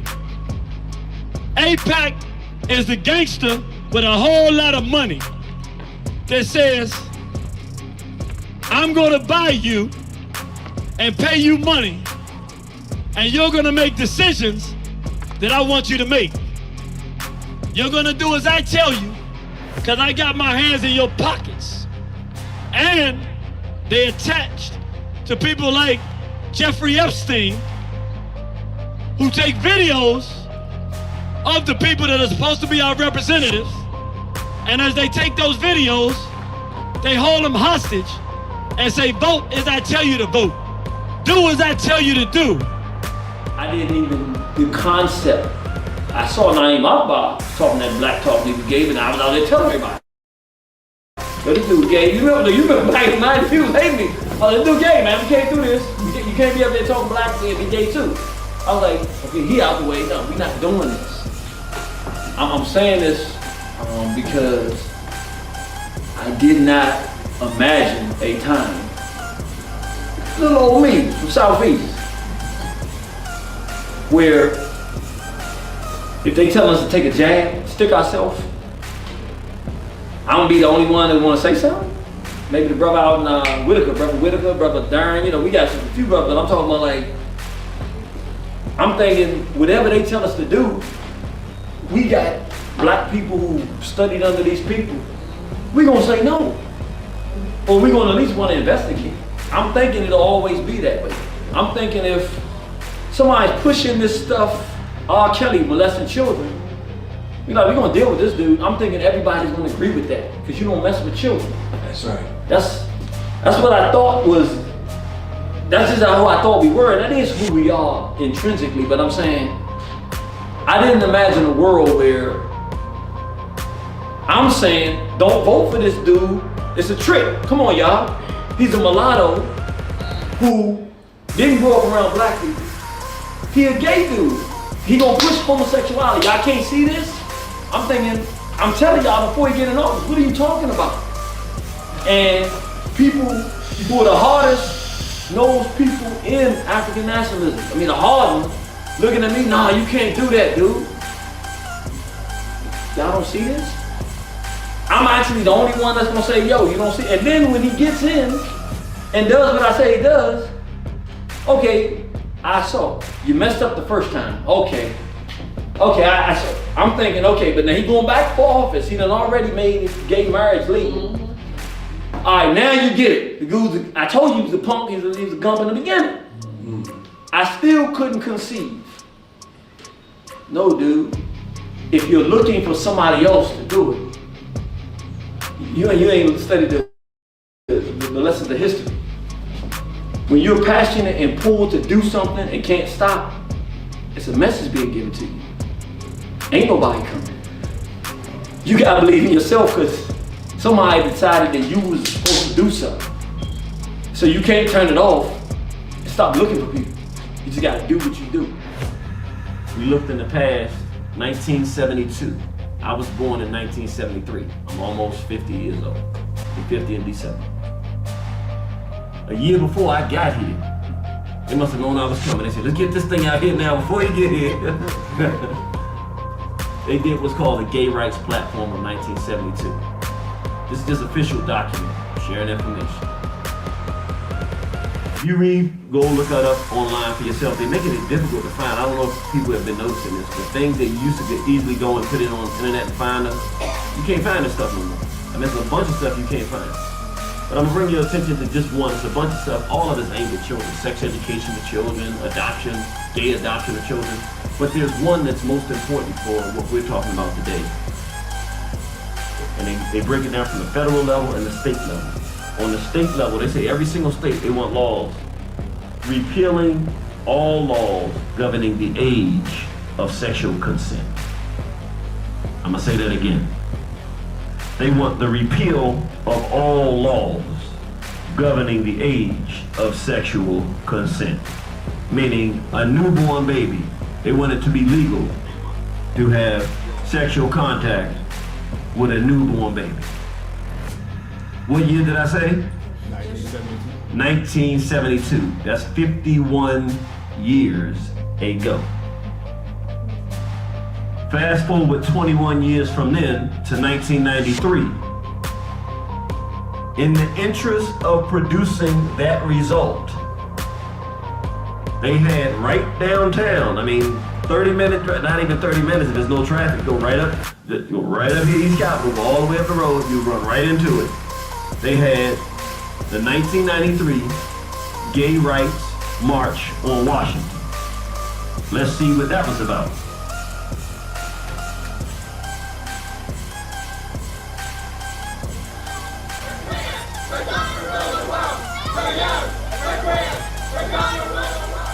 Check one. Did y'all hear what they just said? Do I need to play that again? He said, don't play it again. He said, no, thank you. All right, I want to do this again. They said, we're young, we're queer. We're going to do what? We're going to rule the world. Now remember, 21 years before that, what did they say that they wanted for children? Repeal all laws governing the age of sexual consent. They want to have sex with children and make it totally legalized.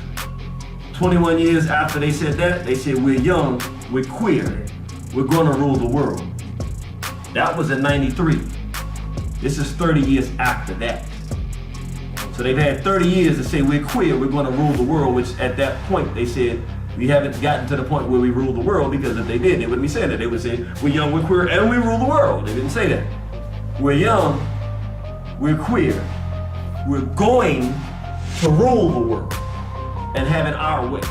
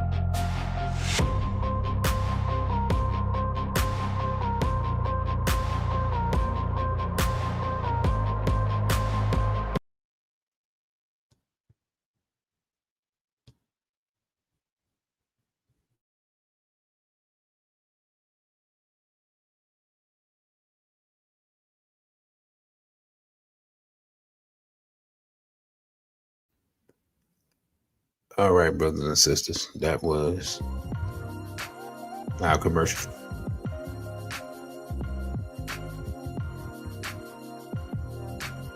You had a quote I didn't see, but I want to put it up if I can find it. And brother, you had a quote. You say, "Oh, here we go." Okay. Says, "The people who infuriate me are the people saying they're one of these political identities. Even though they brag about sitting with our warrior scholars, they learned nothing. You can't claim to be students of our master teachers but not continue to improve the teacher's work." Hey, brother, look. Let me just be completely honest, man. If you're not constantly studying, it's like getting in shape. I like, for example, I told you I lost a lot of weight. I lost a lot of weight. I like a lot of weight. Like, people that haven't seen me in a while see me like, "You all right?" Like, "Yeah, nah, I'm good." I get up every morning and walk/jog every day, almost every day. You know what I'm saying? The brother tell you see where I go every day, to the point where I go there so often. Lady that worked there was like, "Oh, you late today?" It's like, it is what it is. But yeah, if you don't continuously study, just like if you don't continuously work out, you get out of shape. And when you get academically/psychologically out of shape, you find yourself following behind other people. Just like if you in the black community and you don't work out, and as you get older, you're gonna be fat. You know what I'm saying? I was walking around today and I was like, man, we do got a lot of fat people in the black community, like especially our women. Man, we do got a weight problem with our women. It's kind of funny when I was getting big, I saw it, but I didn't see it. Now that I'm small, I'm like, man, these women big as I don't know what. You got a lot of sisters that's overweight. You got ripped off the head. Said I had them worried. Nah, man. Once I started losing weight, I just embraced it. I was like, you know what? Maybe I will just eat this quinoa instead of, this other stuff. So yeah, I just embraced it and then started doing cardio and just started doing it, But again, as far as the laws take for me, just finish that up. You can get that. If you email me, dc.radical_1@protonmail.com. And just tell me which one you want. And if you want a single one, it's just $25. If you want the set, the total set's $100. So you get all 6. And brother or the sister, Raw Eyes of Vital, and brother Kevin. If I just put it like this, brother Kevin, for another $5, you can just tell me which law tape you want. You send another $5, I send you one. And the sister, another 10. I'll send you whichever one you want. If y'all want to do that, since y'all already sent the money, then it won't just be a donation. You actually get something for your donation. And I might send y'all a preview of one of my lectures that I just found, Africa versus Everybody. I'll sweeten up the pot a little bit. BB4D straight by pride, the brother Elijah.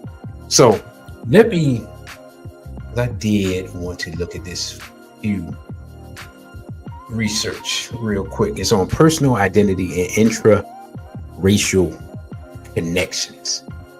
And one of the things it does is talk about, who we are. It says the majority of Black Americans identify as Black alone and non-Hispanic. However, 8% of Blacks identify as multiracial. That is Black and some other race. And 5% as Black Hispanic.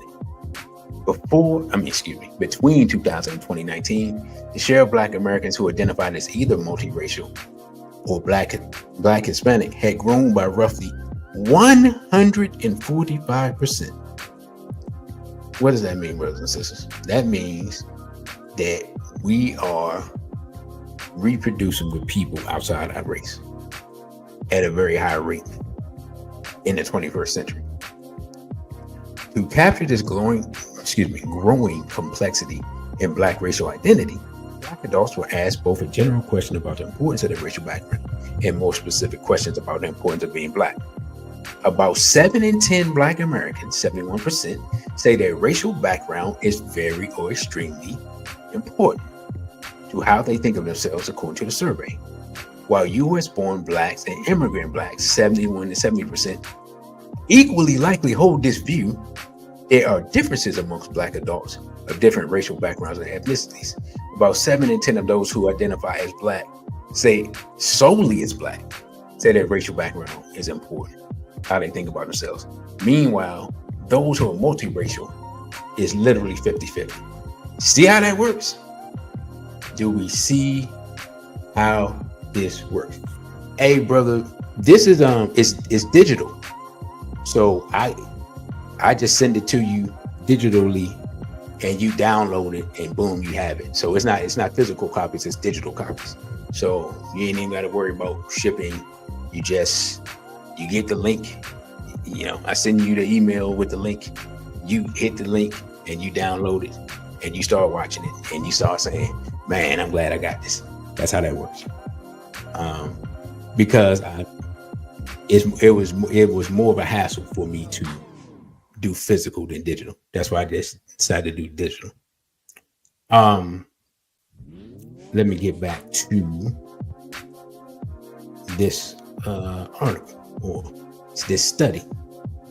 But I just found that interesting that a person that's 50-50, literally only half of them think their Black racial identity is important. So literally you are cutting your bloodline in half and destroying your racial identity of your offspring according to the data and statistics.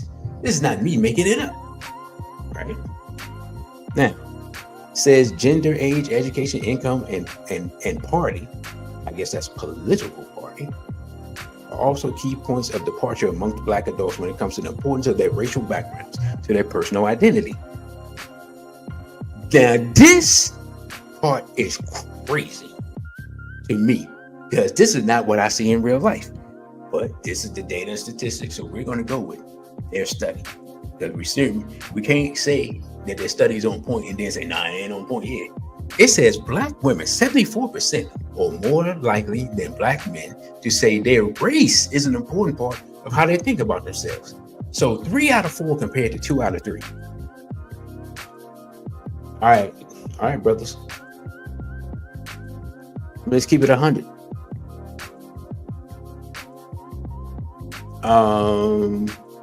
Oh no, sisters, again, as I was explaining to the brother, it's digital. So I just send it to you. You just download it.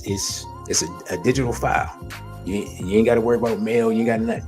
As long as you have a laptop, if you're watching this on a laptop and not on your phone, you download it to your laptop, you watch it. Boom. Easy. But yeah, brothers, not. According to this study, more of us are coons than Black women. I don't know how that's possible. We're just going with the data and statistics. Because only 2 out of 3 brothers say it's important, which means means 1/3 of us are cooning according to this study. But only 1 out of 4 Black women are cooning. Even with the divestiture movement and everything. I don't understand. But we got work to do. We got to start calling these coons out. Right? But as many coons argue with Umar about being with Black women, yeah, you know, it may be something. Then it says when it comes to age groups, 81% of Black adults 65 or older say this. Of course, 73% from 50 to 64 say this. Of course, 68% 30 to 49 say this, and 64% under 30. So basically, we're at 2 out of 3, even for the people under 30. which means for people under what? Under 50. Yeah, for people under 50, one out of 3 people is cooning. Is according to the data statistics. We got work to do. Because the younger the people are, we see it, the numbers go down. Guys, what y'all want me to say? The data is the data. Now, I'm going to look at, I wanted to look at both the ADOS website real quick and the FBA website, because they both got websites. So I just want to look at it. And it talks about the Black agenda. It says, what is the Black agenda? The American Descendants of Slavery Advocacy Foundation believes in building a fairer and more equitable America. In other words, let me translate this. We believe in begging white people to treat us right. That's their definition of the Black agenda. Why would you beg people that don't like you to treat you right? Because you're sleeping with them. That's why. When you're sleeping with these people, you get the belief in your head that they're good people and they're going to treat you right because you're sleeping with them. Again, Martin Luther King's whole journey of advocating for racial parity and harmony and all this stuff started with some bedroom activities that probably didn't even take place in the bedroom. It might have been on a park bench or something for all we know.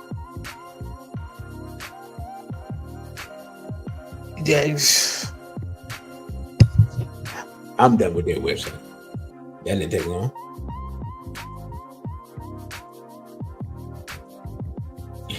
Brother, you got ripped off says they're running to an identity that they believe grants them immunity from African hatred. Problem is, some of these identities you have to buy their knowledge or their movements are based on the doctrine. Listen, I'm gonna be completely honest. Our enemies do not care what we call ourselves. Because if you black, they hate you. If you say I'm a black Indian, they like, cool, I hate you. If you say I'm a Moor, they like, I hate you even more. If you say I'm the real Hebrew, they like, cool, I still hate you. In fact, they don't even take time to argue with us about any of that stuff. They just get to attacking us. Y'all that sent me like 5-6 people to send me the video of the little boy that's being attacked. Ain't nobody stopped to ask him, hey, are you a Moor? Right? Nobody stopped asking, are you ADOS? Are you FBA? No, they just started brutalizing him immediately. Bro, you got ripped off. And this is what Malcolm X said. They call us ends. And you know what? And here's what's deep. Amongst all these groups, ADOS, FBA, Moors, Hebrews, all these, nation, everybody. You want to know what they all call us or call themselves and agree on? The only identity that they agree on is that we N-words. And then get mad when people call us N-words, but spend all day calling each other N-words. Now tell me we not insane. If you talk to him more and you stand around him long enough, he'll be talking about N-words. Hebrew, NOI, RBG, you name it, they calling us N-words. And let a sister say something that they don't like, then she gonna be a B. But we ain't black and we ain't African. But we N-words though. No, we insane. That's what we are. So what I'm gonna do as we talk about being an American, and let me go to the FBA website before I play this clip. We go to the FBA website. It didn't take long. for the ADOS thing. I mean, literally just said we want the big white people to love us. That's it. That's all it is. That's all it's saying. All this other stuff, you know, that's just details, but that's what they want. The Foundation of Black America. Let's see. It says. Let's see what it says. It starts off with history. Foundation of Black American.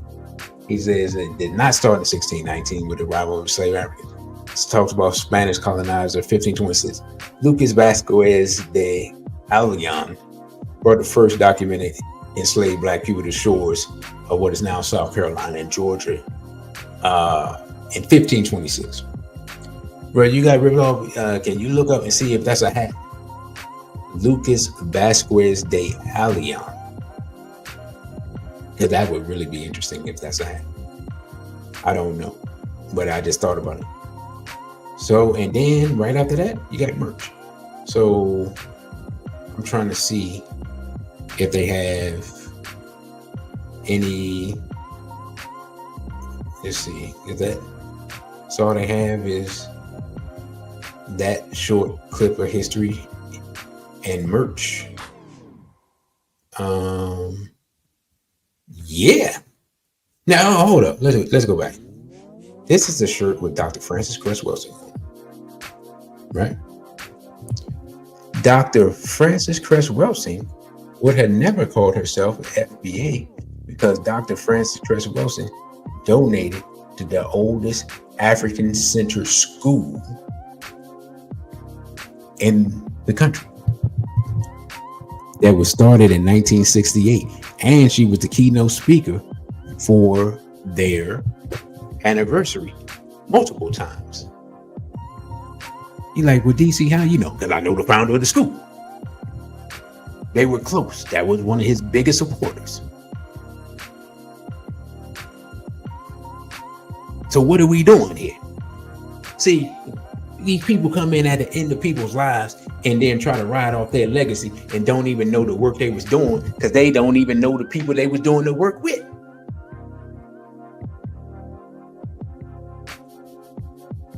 Right? Now, it's a brother that I can't call him. I don't think I got his number, but I know where I can go get him and I can ask him what would Dr. Welsing think, because he was with her doing the work with her for years. In addition to Baba Zulu, I got people that knew her. And she would not limit herself to being no Black American, whether it's foundational or any other Asianal. She was an African woman. She just didn't state it a lot. But she know good and well enough not to limit herself to simply just being, you know what I'm saying, identifying with a European-dominated nation. So I don't care if Tariq want to move our history back to 1526. Okay, congratulations. We started in 8,000 BCE. And according to Elijah Muhammad, the original Black man has no birth record. And the reason why that makes sense is because there wasn't nobody else there when we got started. Wasn't nobody else before us to write down. And then on this day, I saw the first Black person. We were the ones writing it down, be like, and in this day, they emerged from the caves. I wonder if we should send them back.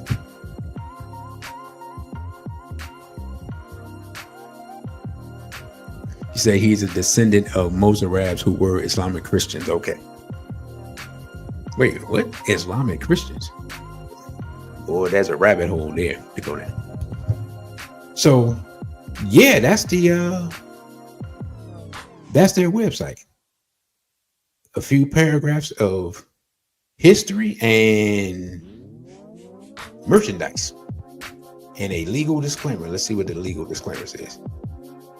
It says protection against misrepresentation is non-organizational status and lineage-based identity. Okay. So basically, this is him when he says non-organizational status. That means that he is basically he's still trying to do the not a black leader while being a black leader thing. I want to be paid to represent the people, but I don't want to have the responsibility of representing the people. Oh my goodness. Man. Can't make this stuff up. All right. Here we go. You're like, okay, DC, why are you bringing up this chocolate sister and this European? Let me get this out the way real quick. So I was sitting around getting ready for the show, and a sister, man, I can't even think of her name. Shay Sade on YouTube. It's a pretty good channel. You know, I got my problems with her, of course, but I got my problems with everybody because I got high standards. Shay Sade was talking about. I didn't know who these people were, but they were. She had a video pointing out the contradictions of black women complaining about people voting for Trump and racism and white supremacy and this and this and that, and then they're celebrating this dark-skinned sister with this European. Apparently, this is from Love Island, which I didn't know still even came on. It says Love Island, USA. It says Nick and Olandria, their first date and dealing with toxic fans. So these people, this sister, of course, chocolate sister, dealing with this European. And black women on TikTok are celebrating it. The same black women that come on TikTok all day complaining, arguing about white supremacy and, you know, how bad white supremacy is and how bad black men are.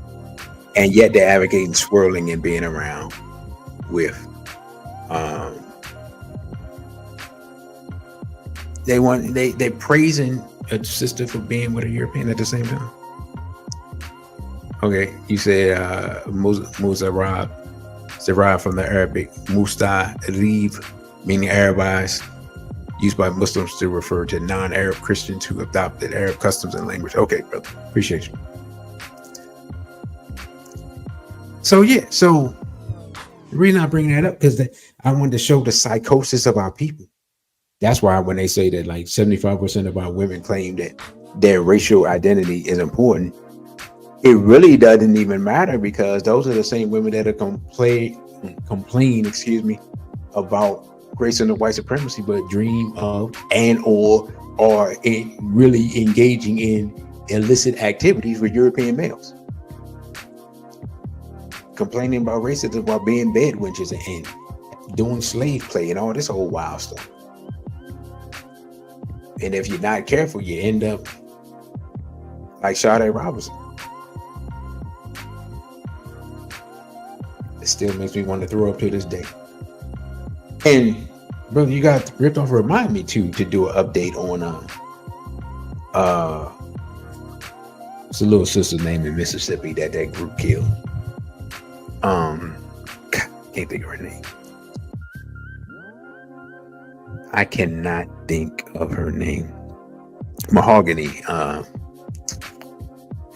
Help me out, y'all. Y'all know what I'm talking about? The sister that they beat up and brutalized. It was like 7 or 8 people.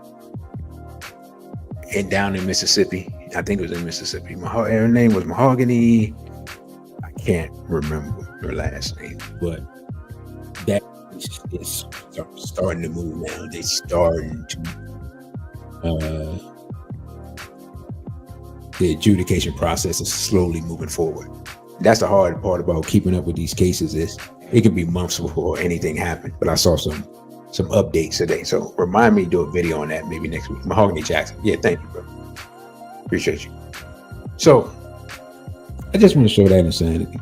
And what I want to do real quick, man, as we talk about these different American identities, ADOS and FBA, I want to hear from, I want to play our esteemed barber, Minister Malcolm X. At this time, I don't think he had became Al-Hajj Malik El-Shabazz yet. But either way, we're going to listen to our Baba.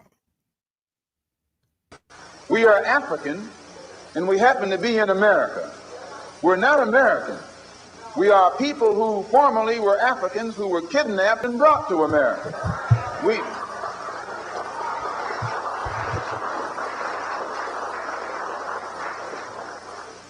Our forefathers weren't the Pilgrims. We didn't land on Plymouth Rock. The rock was landed on us.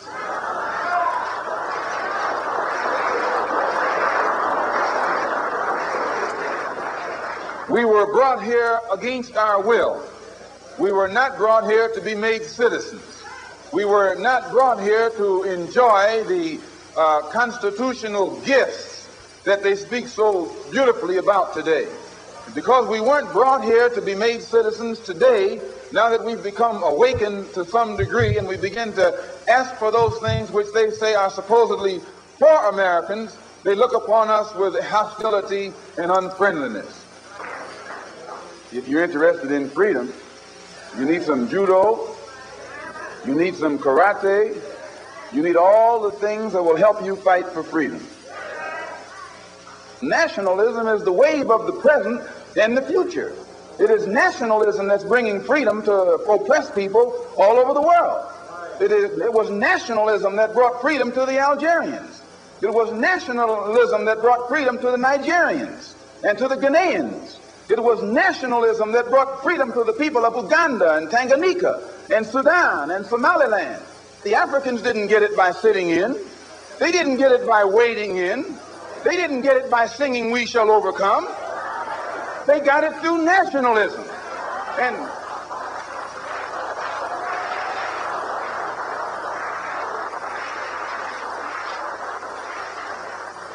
And you and I will get it through nationalism. What is it? What is it that makes it difficult for the philosophy of nationalism to spread among the so-called Negroes?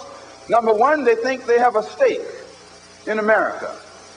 They think they have an investment in this country, which we do.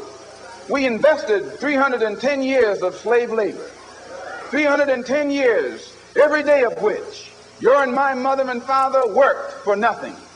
Not 8 hours a day. There was no union in that day. They worked from sun up until sundown, from can't see in the morning until can't see at night. They never had a day off. And on Sunday, they were allowed to sit down and sing about when they died, they wouldn't be slaves no more. When they died, they wouldn't be slaves no more. They'd go up in the sky, and every day would be Sunday. That's a shame. And it is that 310 years of slave labor that went in, that was my and your contribution into this particular economy and political system. They can give us the back pay. Let's join in. If this is what the Negro wants, let's join in. Let's show him how to struggle. Let's show him how to fight. Let's show him how to bring about a real revolution. Let's make him stop jiving.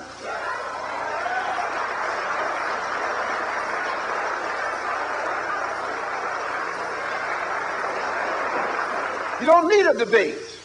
You don't need a filibuster. You need some action.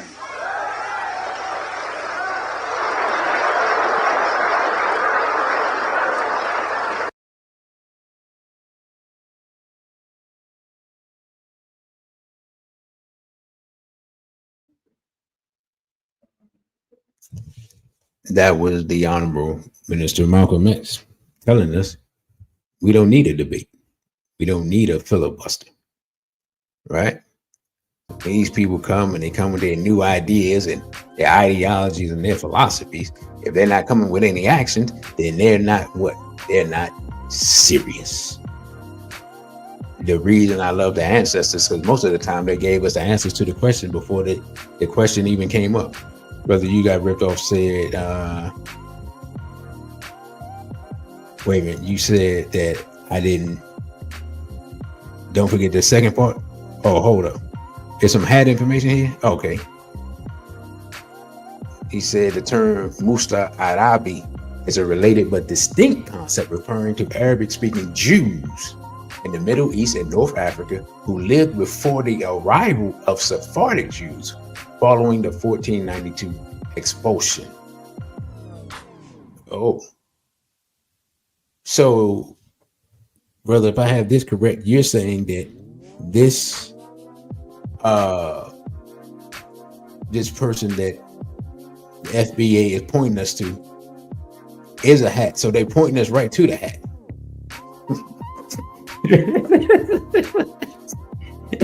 Hey man, brother Jirake got jokes out here. He voted brother Tony. Oh man, so oh wow. I can't even I'm sipping. Brother got me laughing so much I can't even find the can't even find how to take it off the screen because that was funny. So you're saying, hey, hold on, what did the brother say? He said, remember this program, everyone, because we just debunked FBA as a pseudo-Jewish identity per Tariq's definition. I know there's other FBA who don't use his origin story.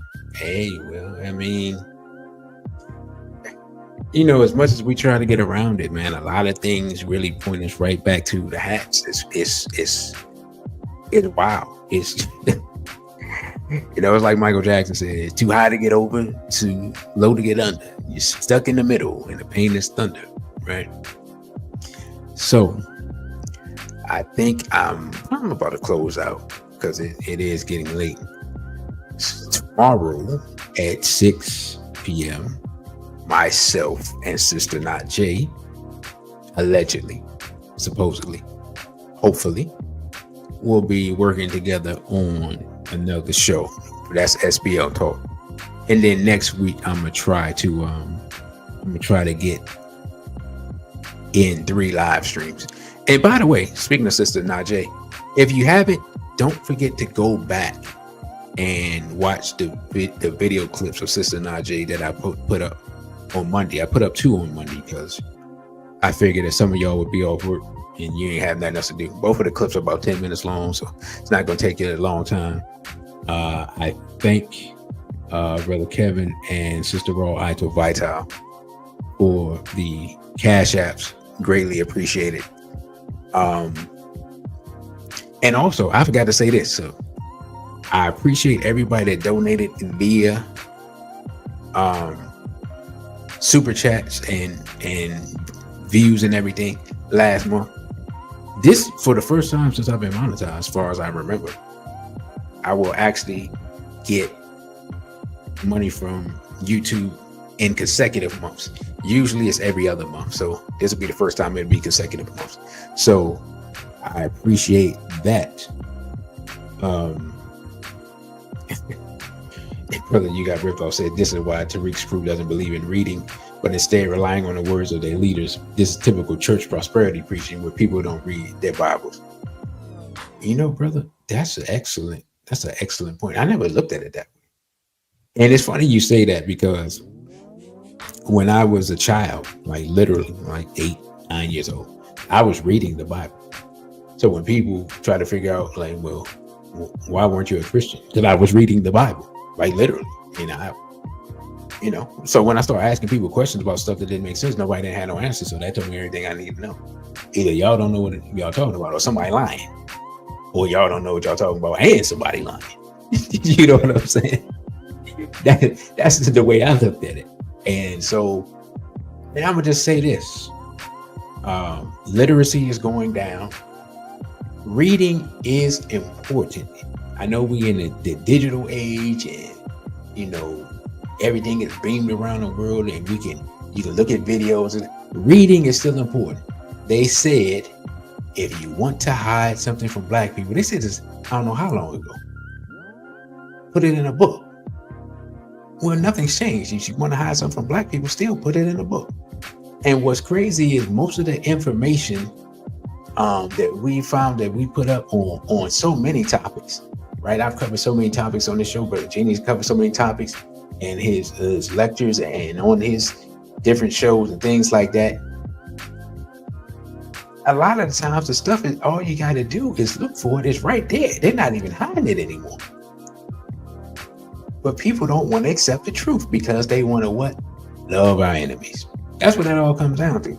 It comes down to, and Dr. Wilson said this, our people want to love and be loved by our enemies.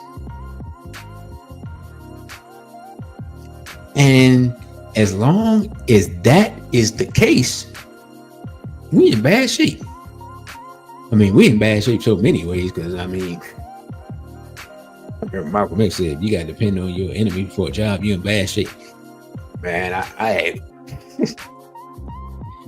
man, I just thought about that one day. I was like, man, Malcolm, the fact that his words still be relevant at this time is kind of embarrassing. I mean, we ain't made no progress. But with that, brothers and sisters, I think I'm gonna close out. I thank you all for listening. Again, share this program, like it, share it, and also they got a new thing. I forgot. They got something called hyping up a video. Go back and get the video where I talked about SBPM versus LGBT. Hype up that video. Hype up this video. Hype up the Sister Najee video. Hype those videos up. I know y'all like, man, what is hype? If you look on it on this thing, it should say a button that says hype. Hype up the videos, and let's see if we can get some traction and get some more people to watch. It's interesting. We had a lot of people in here, then they disappeared. I don't know if they was haters or people got tired. I don't know, but I appreciate everybody that listens. Even if you disagree, I appreciate you. You know what I'm saying? I'll be waiting for people that disagree to come and bring me some facts and statistics and data to prove what I'm saying is wrong, or put up some type of argument that, you know what I'm saying? Some type of argument that makes sense against what I'm saying, but apparently it's just not gonna happen, which is cool. You know what I'm saying? I'm gonna steal somebody else's saying. Bring something of intellect to the table. You know? So yeah, we'll be back on tomorrow in 22 hours or so, 21 hours. And I won't be long on that because, brothers, I know NFL is back. I mean, it's shocking, but then again, it was about 60 degrees this morning. So it's fall, NFL's back. It starts on Thursday. It's probably going to be a blowout, but hey, it is what it is. I'm going to try to watch and enjoy it.